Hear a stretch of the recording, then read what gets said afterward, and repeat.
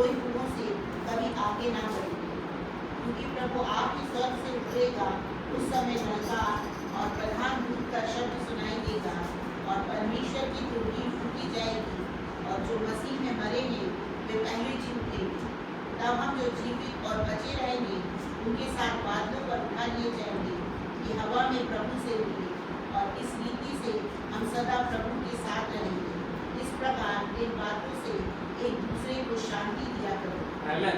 जो बहुत ही जबरदस्त बात को पौलुस ने थिस्सलुनीकी की कलीसिया को लिखता है, ना केवल थिस्सलुनीकी की कलीसिया को परंतु कुरिन्थी की कलीसिया को भी वो इसी बात को लिखता है। ना केवल कुरिन्थी की, लेकिन बाइबल में लिखा है, यूहन्ना लोग सुसमाचार में भी इस बात को यीशु मसीह बताते हैं। मत्ती रचित सुसमाचार में भी यीशु मसीह इस बात को बताते हैं कि कलीसिया के लिए स्वर्ग में एक बड़ा प्लान बनाया गया है। आमीन। वो मनुष्य ने नहीं, और मनुष्य की रीति ने और मनुष्य के तरीके से नहीं बनाया गया, वो परमेश्वर ने अपने तरीके से अपनी योजना को इस पृथ्वी पर कलीसिया के लिए बनाया है। आमीन। तो बाइबल में लिखा है, वहां पे बहुत सारे लोग इस दुनिया में है ना, ऐसे बोल रहे थे, यीशु ने कहा था, मैं बहुत ही जल्द तुम्हें लेने के लिए आने वाला हूँ। और इसीलिए ये लोग बाट जो रहे थे, लेकिन एक पीढ़ी मर गई, लगभग 60-70 साल हो चुका था, और एक पीढ़ी मर गई। वो देख रहे हैं हमारे लोगों को कुछ नहीं हो रहा है, और हमारी भी जिंदगी में कोई आशा दिखाई नहीं दे रही। ये रोने लग गए, ये रो रहे, कलीसिया रो रहे। एक दिन नहीं, कई दिन तक ये लोग अपने मरे हुए लोगों के लिए, प्रिय खोए हुए लोगों के लिए रो रहे कि प्रभु अभी तक इनके लिए कोई आशा नहीं, यीशु अभी तक आए नहीं। बहुत सारे सवाल और बहुत झूठे भविष्यवक्ता, बहुत सारी झूठी बातें वहां पे आने लग गई थी, जो उनको तसल्ली के विरुद्ध में लेके जा रहे थे, वचन के विरुद्ध में लेके जा रहे थे, कलीसिया के विरुद्ध में लेकर के जा रही थी। और ऐसी परिस्थिति में पौलुस उनको दूर से एक लेटर लिखता है, दूर से एक लेटर लिखता है, और उस लेटर में वो जो बताना चाहता है उस बात को समझिए। ये मनुष्य की कल्पना से नहीं है, या पौलुस की कल्पना से नहीं है। वो बोलते हैं परमेश्वर के वचन के अनुसार। 15 पद पढ़िए। क्योंकि हम प्रभु के वचन के अनुसार तुमसे यह कहते हैं। हाँ, हम प्रभु के वचन के अनुसार तुमसे कहते हैं। हाँ, 13 पद पढ़िए। हे भाइयों, हम नहीं चाहते कि तुम उनके विषय में जो सोते हैं अज्ञानी रहो। हाँ, इस बात से अज्ञान नहीं रहना चाहिए। पौलुस बोल रहे हैं किसी बात को जानना बहुत ही जरूरी है, और परमेश्वर के लोगों जिस बात पर ऐसा जोर दिया जाए कि इससे अज्ञान मतलब इसको जानो, तो उसके पीछे परमेश्वर का एक बड़ा प्लान है। आमीन। और इस रहस्य को परमेश्वर ने पौलुस के ऊपर खोला, पतरस के ऊपर खोला, यूहन्ना के ऊपर खोला, सारे चेलों के ऊपर खोला। यूहन्ना 14 अध्याय, उसमें क्या लिखा है? यूहन्ना 14 अध्याय उसके 1 पद से पढ़िए। सबों को ये बात मालूम थी, थिस्सलुनीकी की कलीसिया को भी ये बात मालूम थी, और आज हमको भी ये बात मालूम है कि कल यीशु मसीह ने अपनी कलीसिया के लिए एक वायदा किया है। तुम्हारा मन व्याकुल न हो, परमेश्वर पर विश्वास रखो। मेरे पिता के घर में बहुत से रहने के स्थान है। हाँ। यदि न होते तो मैं तुमसे कह देता, क्योंकि मैं तुम्हारे लिए जगह तैयार करने जाता हूँ। हाँ। और यदि मैं जाकर तुम्हारे लिए जगह तैयार करूं, तो फिर आकर तुम्हें अपने यहाँ ले जाऊंगा। जोर से बोलिए हालेलुया। मैं जा रहा हूँ जगह तैयार करने के लिए, मैं फिर आऊंगा। बाट जोड़ते रहे, मैं फिर आऊंगा। आमीन। ये परमेश्वर ने वायदा दिया, इसलिए सब चेले लोग अपनी अपनी पत्रियों में इस बातों को, अपने अपने सुसमाचार इन बातों को लिख रहे थे। इसमें मत्ती भी 24 अध्याय में इस प्रकार से लिखता है, जब उनके लोगों ने सवाल किया, चेलों ने सवाल किया, तब वहां पे भी कुछ वर्णन करता है कि उधर मत जाइए। अभी ध्यान दीजिए, बाइबल में लिखा है वे लोग रो रहे, वो लोग सोच रहे मर गए, उसके बाद कुछ होना नहीं है, और ऐसे अविश्वास की बातें, निराशा की बातें वे बोलने लगे। उस परिस्थिति में बोले कि आप इनसे अनजान मत रहो, आप क्या सोच रहे हो, मर गए, सब कुछ खत्म हो गया।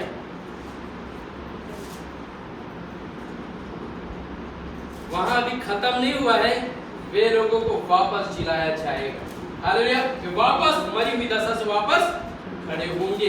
और ऐसा लगता है अभी उनकी आत्मा भटक रही है, अभी उन लोग को कहीं पे रख दिया गया, ऐसा नहीं। बाइबल में लिखा है जैसे ही वे इस दुनिया से कोई व्यक्ति देह छोड़ता है विश्वासी के लिए, उसकी देह मिट्टी में जाती है, लेकिन उसका आत्मा सीधे परमेश्वर की वेदी के पास चला जाता है, परमेश्वर के पास चला जाता है, परमेश्वर की उपस्थिति में चला जाता है। आमीन। एक वचन पढ़िए, दूसरा कुरिन्थी 5 अध्याय का 8वां पद पढ़िए। दूसरा कुरिन्थी 5 अध्याय का 8वां पद। फिलिप्पियों की पत्री। इसलिए हम ढाढ़स बांधे रहते हैं। हाँ। और देह से अलग होकर हाँ। प्रभु के साथ रहना और भी उत्तम समझते हैं। इस कारण हमारे मन की उमंग यह है कि चाहे साथ रहें चाहे अलग रहें, हाँ। पर हम उसे भाते रहें। आमीन। हम देह में रहे या देह से बाहर रहेंगे ना प्रभु को भाने योग्य जीवन। तो बाइबल में ऐसा बताते हैं ये देह में जब तक हम प्रभु लगता प्रभु, लेकिन जैसी देह से अलग होकर हम किसके साथ मिलते हैं? 8वां पद पे ध्यान से पढ़िए। प्रभु के साथ। आमेन। किसके साथ रह रहे? प्रभु के साथ। प्रभु के साथ रह रहे। इसलिए याद रखिए कि एक व्यक्ति विश्वासी मर गया तो उन लोग कैसा लगता था, अब कुछ होने वाला नहीं है, अब उनको कोई इंकरेज करने वाला नहीं, कोई उनको बताने वाला नहीं है। इसी समय पे पौलुस ने उनको बता कि इन विषय में तुम अज्ञान ना रहो। देखिए 2-3 बातों को समझेंगे तब आपको ये समझ में आएगा। पहला कुरिन्थियों 12 अध्याय पढ़िए प्रथम पद से। पहला कुरिन्थियों उसका 12वां अध्याय उसको प्रथम पद से पढ़िए, कुछ बातों को देखिए। हाँ।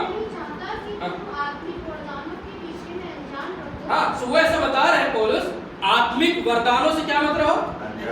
इसका मतलब पौलुस को जानना बहुत जरूरी है, नहीं तो कैसे आप इस दुनिया में उस वरदान का इस्तेमाल कर पाएंगे, या कैसे उस वरदान को आप पहचान पाएंगे, और कैसे उस वरदान का इस्तेमाल हो पाएगा। इसलिए उसको जानना बहुत, तो जो बातें जानना चाहिए था उसके विषय में बहुत गंभीरता के साथ में बोलता है।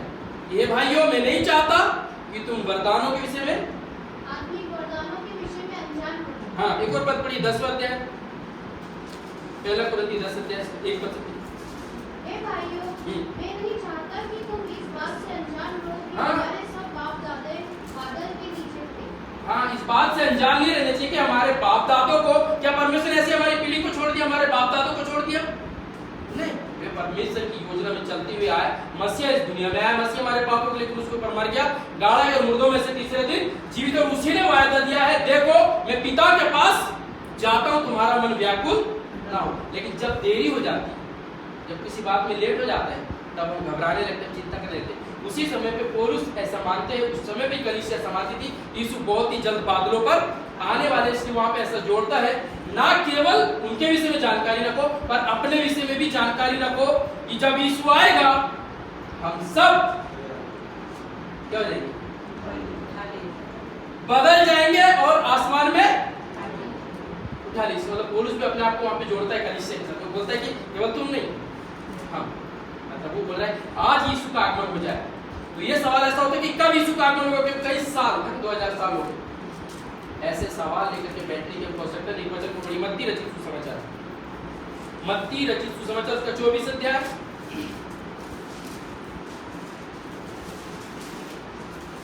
मत्ती रचित सुसमाचार उसका 24 अध्याय। जब यीशु मंदिर से निकलकर जा रहा था, हाँ। तो उसके चेले उसको मंदिर की रचना दिखाने के लिए उसके पास आए। उसने उनसे कहा, तुम यह सब देख रहे हो ना?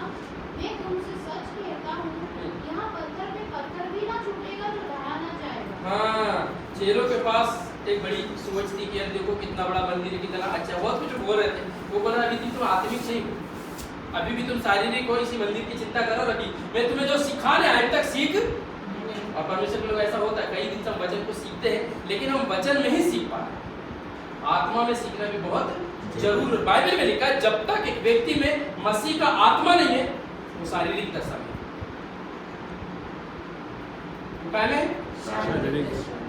और यदि तुम्हें मसीह का आत्मा है, परमेश्वर का आत्मा है, तो तुम शारीरिक दशा में नहीं, आत्मिक दशा में। तो ये लोग अभी पवित्र आत्मा नहीं पाए थे, पेंतीकोस्त का दिन अभी नहीं आया था, पवित्र आत्मा उतरा नहीं था, पवित्र आत्मा उनके साथ था, उनके भीतर नहीं। और इसलिए वे शारीरिक बात की ओर ध्यान देते, शारीरिक भवन की ओर ध्यान दे रहे और शारीरिक भवन की चर्चा कर रहे। लेकिन यीशु मसीह ने वहां पे थोड़ा सा चेंज किया टॉपिक। आगे बढ़िए, बोला ये तो सब ढा दिया जाएगा। तीसरा पद पढ़िए। जब वो जैतून पहाड़ पर बैठा था, हाँ। तो चेलों ने एकांत में उसके पास आकर कहा, हाँ। हमें बता कि ये बातें कब होंगी? हाँ। तेरे आने का और जगत के अंत का ये क्या चिन्ह है? तेरे आने का और जगत के आने का चिन्ह क्या होगा? क्या होगा? तेरे आने का और जगत के अंत का, इसका मतलब है वे समय पूछ रहे थे, प्रभु आप कब आएंगे? ये जो बातें आप बोल रहे कब होगी? मंदिर का विनाश कब होगा और तेरा आगमन कब होगा, और कब तक हम तेरा इंतजार करेंगे? यीशु मसीह ने बोला उन दिनों के चिन्ह के विषय में, क्या होगा? थोड़ा पढ़िए और आगे। यीशु ने उनको उत्तर दिया, हाँ। सावधान रहो, हाँ। कोई तुम्हें न भरमाने पाए, क्योंकि बहुत से ऐसे होंगे जो मेरे नाम से आकर कहेंगे, हाँ। मैं मसीह हूँ, और बहुतों को भरमाएंगे। ठीक है, सो वो चिन्ह के विषय में बात कर, उस समय क्या हो जाएंगे? भरमाने वाले लोग आएंगे और इधर लिखा है झूठे भविष्यवक्ता आएंगे, और लिखा वहां पे भूकंप आएंगे, और लिखा वहां पे बीमारियां आएंगे, और बहुत सारे चिन्ह के विषय में वो बातचीत करता, लेकिन वो समय की बात नहीं करता। क्यों? एक और वचन को पढ़िए 36 पद 24 का। उस दिन और उस घड़ी के विषय में कोई नहीं जानता। उस दिन और उस घड़ी के विषय में कोई नहीं जानता। इसलिए अगर कोई दुनिया में आके कहे है ना, कुछ लोग बोले थे 2022 में यीशु आ जाएगा, गलत शिक्षाओं से आपको सावधान रहना होगा, क्योंकि यीशु मसीह स्वयं इस बात को बोल रहे हैं। इस बात को स्वर्गदूत भी नहीं जानते, इवन यीशु मसीह को भी ये बात बताया नहीं, ये परमेश्वर ने प्लान करा है। क्यों? क्योंकि परमेश्वर समय को आगे बढ़ा भी सकता है। पतरस की पत्री में लिखा है उसके आने में देरी, और इसका मतलब ये नहीं कि वो नहीं आएगा, वो अपने वायदे को पूरा करेगा, और वो नहीं चाहता कि किसी व्यक्ति का नुकसान। वो चाहता है कि सबका उद्धार, इसलिए वो देरी करे। इसलिए हम कई बार सोचते समय आपको समय से नहीं बांधा गया है, आपको आपके कार्यों से बांधा गया, आपको आपकी कलीसिया से बांधा गया, आपको आपके प्रतिज्ञा से बांधा गया। आमीन। परमेश्वर ने समय से बांध देते तो फिर हम इस बात को समझ नहीं पाते। सो यीशु मसीह ऐसे बोल रहे थे, चिन्ह में बता देता हूं, लेकिन उस घड़ी के विषय में, उस टाइम के विषय में, उस डेट के विषय में कोई नहीं जानता है। पढ़ी 36 पर। उस दिन और उस घड़ी के विषय में कोई हाँ। नहीं जानता, हाँ। ना स्वर्ग के दूत और ना पुत्र, परंतु केवल पिता। जैसे नूह के दिन थे वैसे ही मनुष्य के पुत्र का आना भी होगा। जोर से बोलिए हालेलुया। हालेलुया। वो बता रहे हैं जैसे नूह के दिन में था, इस बात को कोई नहीं जानता। कौन जानता है? केवल पिता जानता। नूह के समय जब जल प्रलय आ रहा था तब कौन जानता था? केवल नूह को मालूम नहीं था कि कल से बारिश होगी। उसको 100 साल पहले ही बता दिया था जल प्रलय 1 साल 2 साल एक बात की विषय रिपीट करना, प्रचार करना, बोलना, अपने आप को तसल्ली देना बहुत कठिन बात है प्रियो, और कई साल उसको लग जाते हैं। और वहां पे खेती बाड़ी हो रही है, सब कुछ खाना पीना सब कुछ कर रहे हैं, शादी विवाह सब कुछ हो रहा है, इवन वहां तक जहां तक जल प्रलय नहीं आया। ऐसा चिन्ह बताया। और यीशु के आगमन पे भी ऐसा होगा, सब कुछ होते रहेगा, अचानक यीशु आएंगे। कैसे? पहला कुरिन्थियों की पत्री, पहला कुरिन्थियों की पत्री उसका 15 अध्याय उसका 51 पद।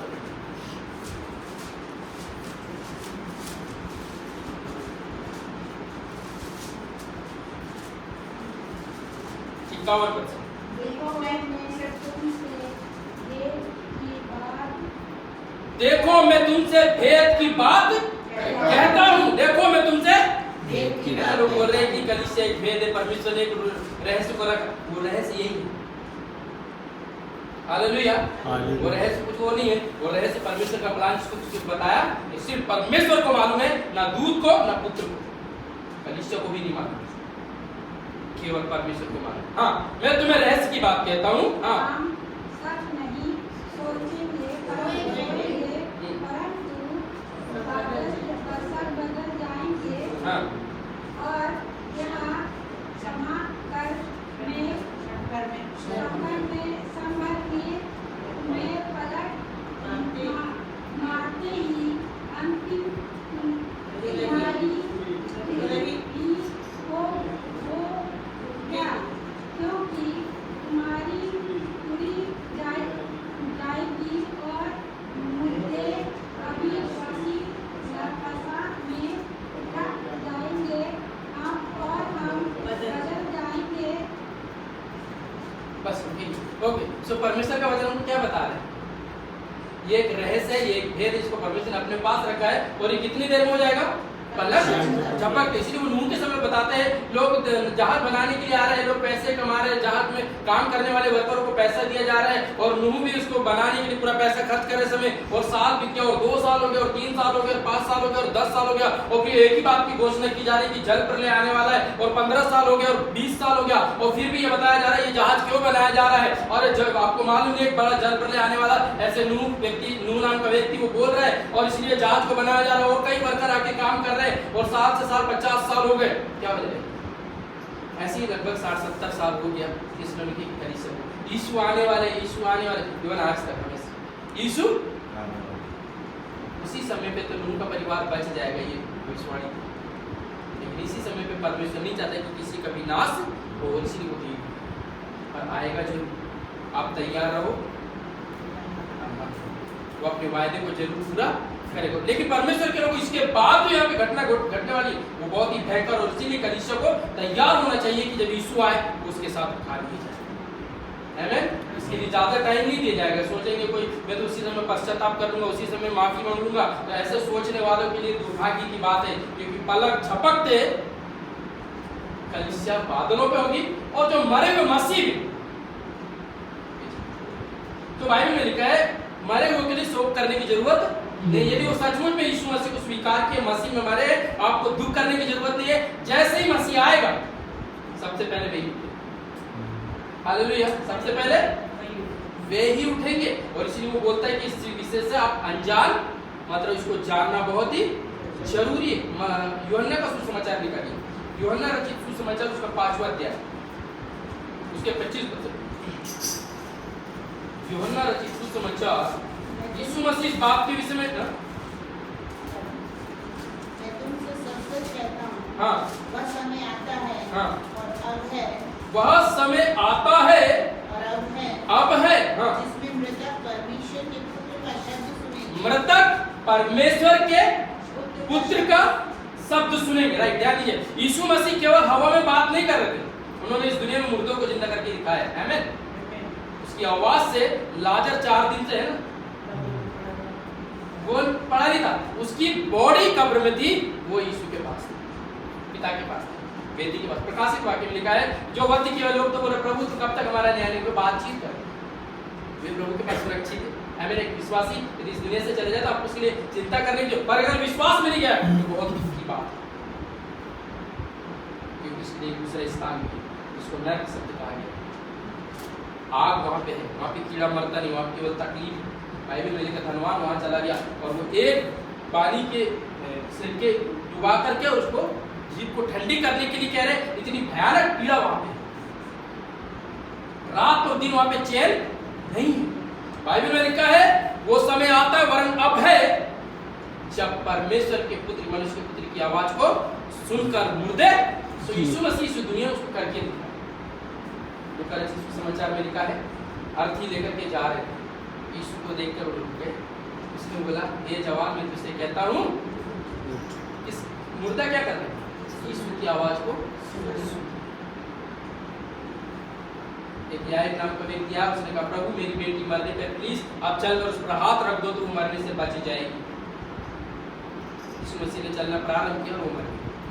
हम कलीसिया में चल रहे हैं, हो सकता है सबको भयभीत होने की आवश्यकता नहीं, इसकी आवाज सुनेंगे और मुर्दे जीवित हो जाएंगे। सो मरे हुए किसी में जानकारी रखना है कि वे कहीं खोए नहीं है, वे सुरक्षित है, और वो हमारे लिए वहां से देख रहे हैं अब हम कैसा जीवन जी रहे हैं, वो बताएंगे यीशु प्रभु को।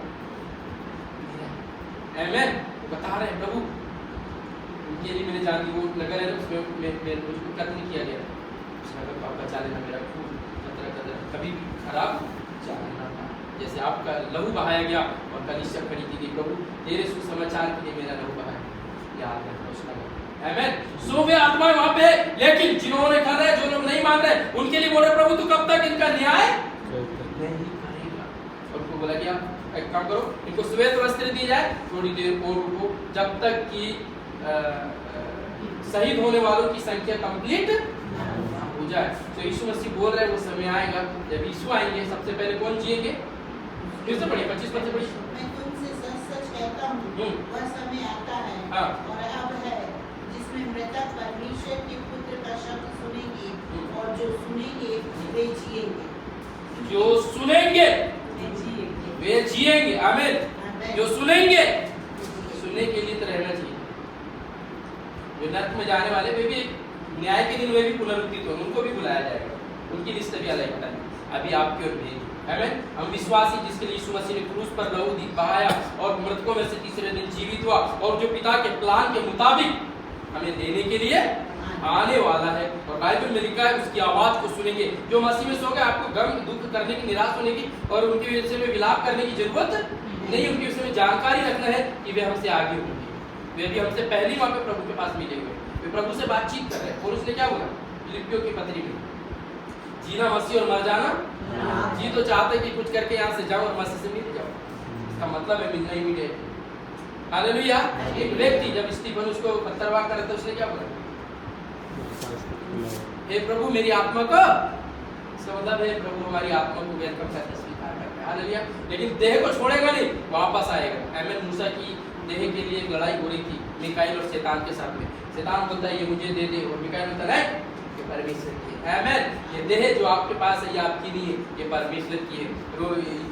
तुरंत जी के पद 6 अध्याय उसके 19 पद में लिखा, दाम दे करके छुड़ाया गया इसने अपनी देह के द्वारा परमेश्वर की स्तुति करना। ये देह परमेश्वर ने अपने स्वरूप अपनी समानता में गढ़ा है। आमेन। इसमें वो खुद रह करके चलना और फिरना चाहता है, इसमें वो खुद अपनी महिमा को प्रकट करना चाहता है। और इसीलिए कलीसिया के लिए एक योजना बनाई परमेश्वर ने, इस दुनिया में मसीह इस पर विश्वास करने वाले लोगों के पाप क्षमा किए जाए, उनको उद्धार दिया जाए, उनको अनंत जीवन के भागी बनाया जाए, उन पर कोई दंड की आज्ञा न हो। और यीशु जब आए पलक झपकते, जो जमीन के अंदर है वे आवाज सुनकर, और जो जिंदे है वे पलक झपकते। हालेलुया।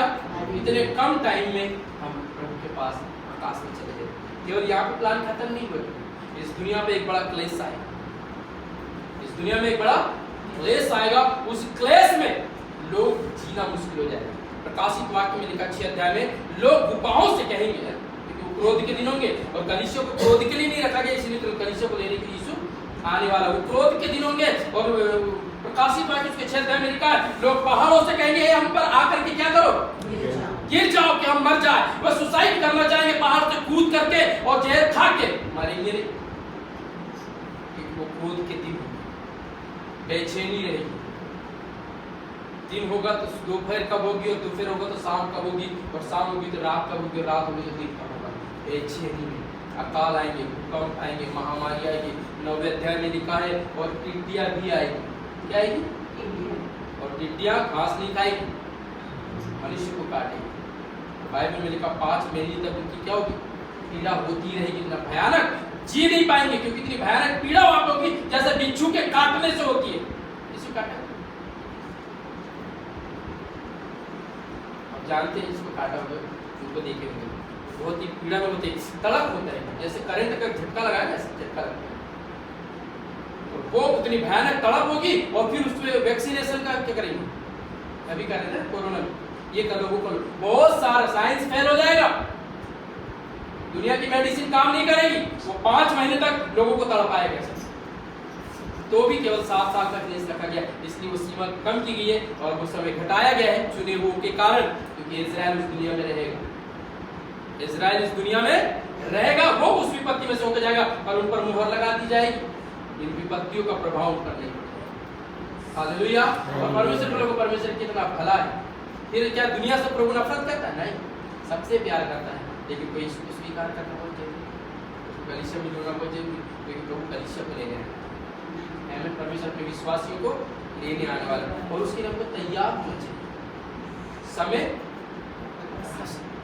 यदि मर भी जाए तो विश्वास की कसम। इब्रानियों के पत्र में लिखा, हमारे पुरखा इस उम्मीद में कि हमारे लिए एक स्वर्गीय घर, एक स्वर्गीय नगर तैयार किया जा रहा है, और उसमें हम जा रहे हैं, और जाते जाते हुए इस दुनिया में विश्वास की दशा में चलेंगे। वे सब हो जाएगा। हालेलुया। कब?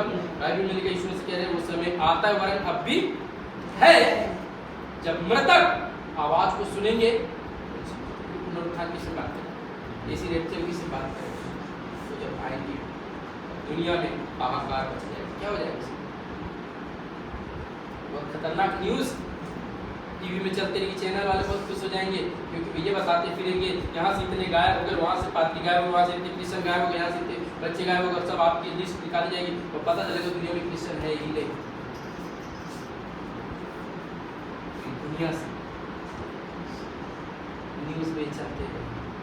अरे अभी तो हम कल ही बात कर रहे थे, रात को तो हम मिलके सोए और सुबह गायब। बाइबल में लिखा है इसी मत्ती 24 अध्याय में, तो एक साथ होंगे, एक उठा लिया जाएगा, एक पड़ा रहेगा, उसको के लिए कहाँ गए, दरवाजा तो बंद है, ये गया कहाँ, दूसरा को देखे कपड़े तो यहीं पड़े, कपड़े उतार के कहाँ पड़ गए। बहुत सारे विचार और सवाल वहाँ पे आने लगे। अब लोगों को पता चल जाएगा, अरे आपको मालूम है यीशु आ गए, कलीसिया भरी है, और कई जो सेवक है, जो विश्वासी, जो नामधारी है, जो रियल में यीशु को स्वीकार नहीं किया, वे जस्ट नाटक कर रहे हैं। बाइबल में लिखा, एक दूसरे से बोल गए हम कैसे यहाँ पे रहेंगे, और ऐसे के पास क्या होगा सोचिए। उस दिन लोग हमने तेरे नाम से भविष्यवाणी की थी प्रभु, दुष्ट आत्मा भी निकाले, तूने हमको रेप्चर में क्यों नहीं लिया? तू कर्म करने वालों दूर रहो मुझसे। वैसी घड़ी हमारी जिंदगी में नहीं आनी चाहिए। हालेलुया। मेमने के लहू के द्वारा हर पल आप धुले रहिए। आमीन। आपके विवेक को, अपने मन को पवित्र आत्मा के द्वारा मरे हुए कामों से मन फिरा करके यीशु के लहू के द्वारा शुद्ध कीजिए। इब्रानियों के पत्र ताकि जब यीशु आए देखिए।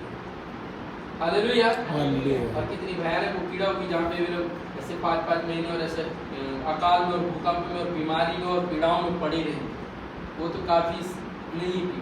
उसके बाद नर्क की बात, उसी के आगे फिर महाक्लेश शुरू होता है 3.5 साल का। वहाँ पे त्रिपल शिक्षा है। लोग अगर उस अंक को नहीं लेते हैं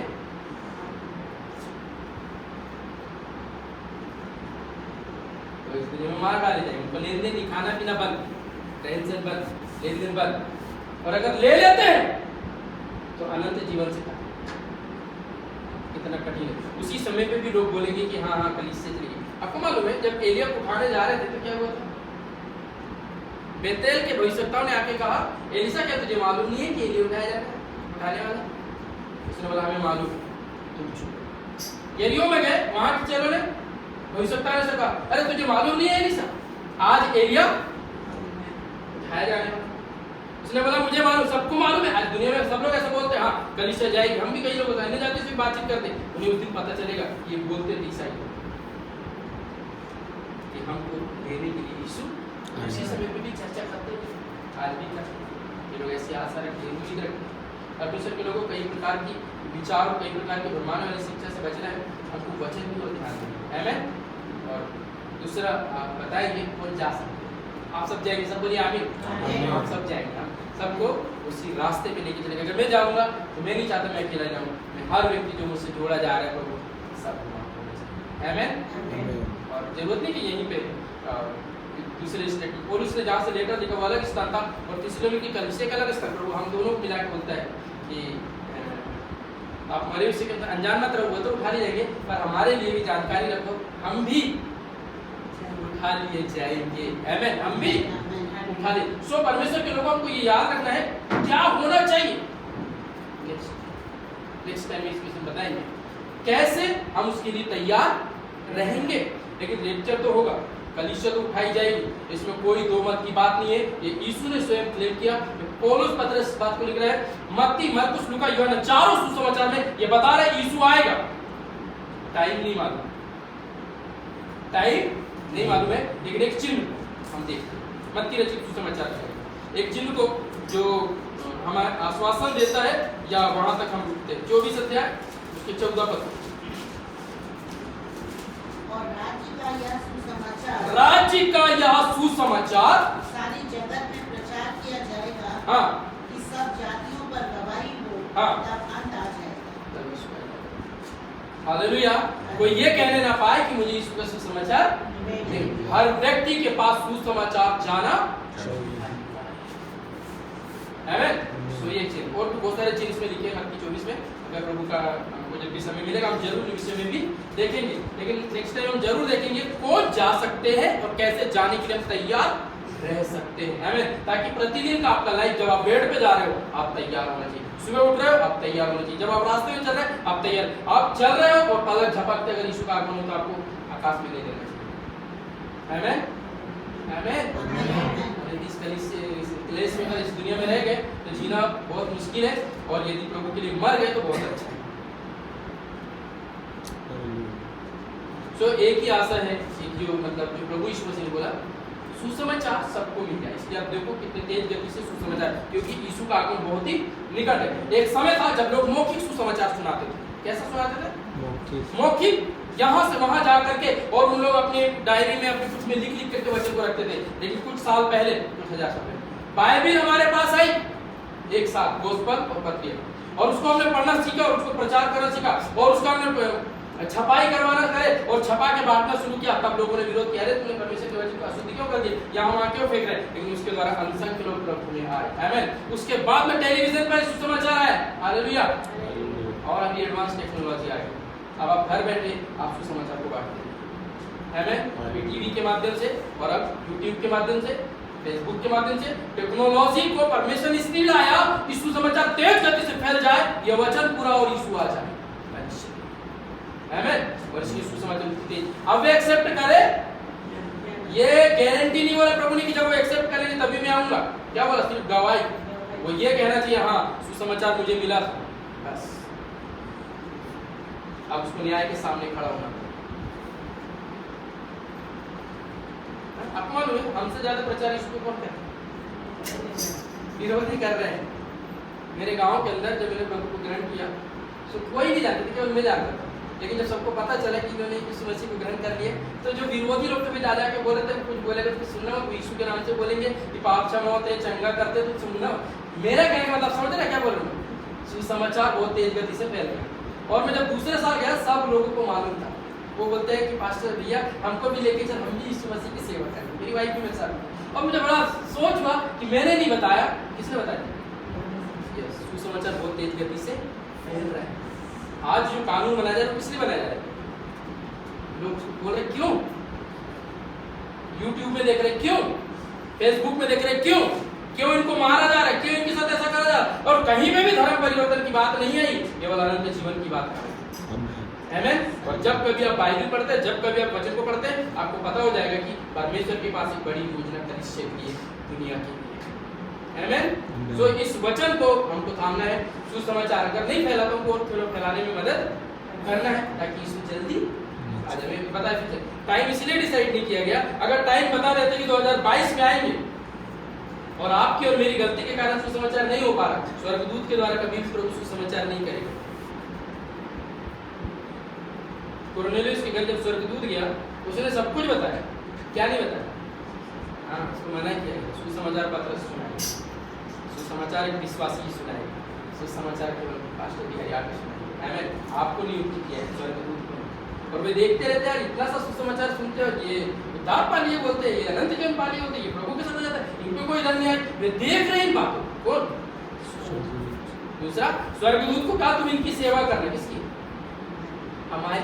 हालेलुया, कलीसिया की। हमारी सेवा कर। इनकी क्या सेवा करना? ये तो कीड़े के समान दिखते हैं इस पृथ्वी में, हम इनसे भी ज्यादा बुद्धि रखते हैं, इनसे भी ज्यादा सेवा करते हैं, इनसे भी ज्यादा। फिर इनको क्यों? क्योंकि वो परमेश्वर के स्वरूप में है। हालेलुया, वो परमेश्वर की आत्मा में बनाए गए हैं। आमीन। वे परमेश्वर को लेकर के चलने वाले लोग हैं। हालेलुया, वे स्वर्गदूतों से बड़े हैं। आमीन। आप उनमें स्वर्गदूतों से बड़े हैं। स्वर्गदूत हमारी सेवा करते हैं। हालेलुया, उनको आदेश देता है यीशु, उनको आदेश देता है परमेश्वर पिता, और वे आके हमारी सेवा करते हैं। भजन संहिता 91 में लिखा है। हालेलुया, वो हमारे निमित्त उनको क्या करते हैं? आज्ञा देते हैं। मेरे बच्चों को ठोकर ना लगोगे। तो कई प्रकार की सेवा के स्वर्गदूत भी हमारी करते हैं। तो जब तक कलीसिया यहाँ है, तब तक स्वर्गदूत अभी भी सेवा कर रहे हैं। आपको भयभीत होने की, डरने की आवश्यकता नहीं है। जिसकी लिस्ट में नाम है कि वो एक रक्त साक्षी हो, वही मरेगा। आप मरने की कोशिश भी करेंगे तो नहीं मरेंगे। पौलुस कई बार बोले मुझे पत्थरवार कर दो, नहीं मर। बोला जहाज में डाल दो, नहीं मर गया। कोड़े मारो, नहीं मर गया। जहर दे दो, स्नेक ने काट दिया। हालेलुया, नहीं मर गया। रक्त, हालांकि उसने प्रभु के लिए जान दे के गैस दे गैस। हालेलुया, रक्त साक्षी है। पर लोग ऐसा सोचते मैं भी प्रभु के लिए मर जाए, तो ऐसा नहीं हो। परमेश्वर ने एक लिस्ट बनाई है, जिसमें रतलाम के अंदर मुझे और आपको जोड़ करके सेवकाई करना है। आमीन। उस सेवकाई में जो भाग हमारी है उसको पूरा करना है।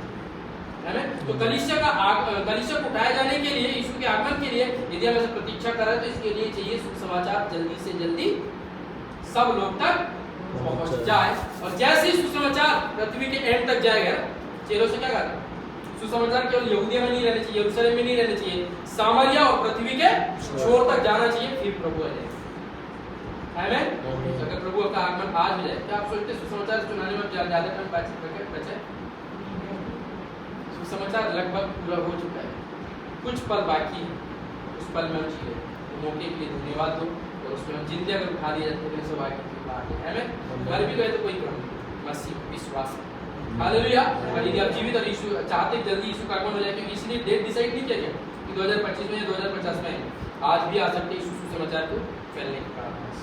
आइए आंखों को बंद करें, अपने ध्यान को प्रभु की ओर लगाएं। प्रियो, प्रभु का आगमन बहुत ही निकट है। यह परमेश्वर ने वायदा दिया, देखो मैं पिता के पास जाता हूँ तुम्हारे लिए जगह तैयार करने के लिए, और जब मैं जगह तैयार कर चुकूं मैं वापस आऊंगा तुम्हें लेने के लिए। और ताकि तुम वहां रहो जहां मैं रहता हूं, हम पिता के पास रहेंगे, हम प्रभु यीशु के साथ रहेंगे। और ये परमेश्वर का एक बड़ा प्लान है प्रियो, कलीसिया के लिए। लेकिन उसको जाने के लिए, उसमें जाने के लिए परमेश्वर ने हमें सब कुछ सिखा के गए हैं, और हम उन बातों को सीखते हुए और प्रभु के राज्य के लिए हमेशा तैयार रहें, ताकि पल पल हम प्रभु के बाट जो होने वाले बने, और जैसे ही प्रभु का आगमन और पलक झपकते हम जमीन से सीधे आसमान में, तो हमारी इस दीनहीन देह को महिमामय बना दे। प्रभु के वचन में लिखा है, पलक झपकते ही नासवान शरीर अविनाशी में बदल जाएगा, वो अमरता को पहन लेगा और सदाकाल के लिए प्रभु का वचन। प्रभु का वचन कहते हैं प्रकाशित वाक्य में, हाय जिन्होंने सुसमाचार को स्वीकार नहीं किया, जिन्होंने सुसमाचार पर विश्वास नहीं किया, क्योंकि उन पर विपत्ति और विपत्ति पर विपत्ति आएगी और इस दुनिया में हाहाकार हो जाएगा। लेकिन प्रियो, आप परमेश्वर के पास हो, ना केवल वहाँ, लेकिन बाइबल कहती है 1000 साल के लिए फिर पृथ्वी पर आने वाले हैं और यीशु मसीह उसका राजा होगा और हम सब उसके अधिकारी होंगे और इस दुनिया पर 1000 साल तक राज्य करेंगे। इतना बड़ा प्लान परमेश्वर ने हमारे लिए बना कर दिया, हम उस प्लान से वंचित न हो जाए, हम उस लेक्चर से हट ना जाए या चूक ना जाए। हम प्रभु से निरंतर प्रार्थना करें, प्रभु सिखाइए ताकि तेरे आगमन के लिए हमेशा तैयार रहें।